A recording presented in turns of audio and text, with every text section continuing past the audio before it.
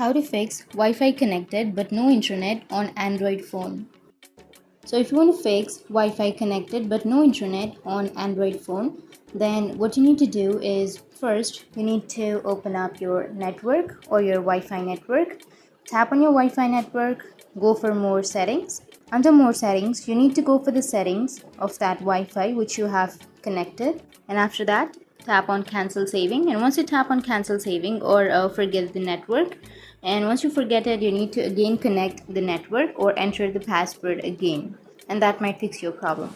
But if that still doesn't fix your problem, then you just need to scroll down, and here you will have DNS option, right? So if you're being able to edit that DNS option, simply tap on that or go for the edit, which is on the upper right. Tap on that pencil shaped icon, and here under the DNS you need to go and remove the DNS and add the DNS as 8.8.8.8, and your problem might be fixed.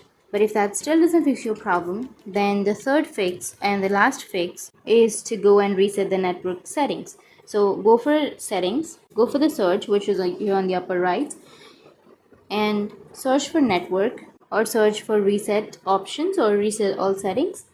And here you will have reset network options, right? So you just need to go for the reset, tap on reset all settings, and then you need to tap on reset all, which is on the bottom, and you need to reset. And after resetting, you need to restart your device. So simply tap and hold on to that power button, and here you will have restart option. Tap on restart and restart your device, and your problem will be fixed. So that's how you can fix. And if you have any questions, feel free to comment below. Thanks for watching.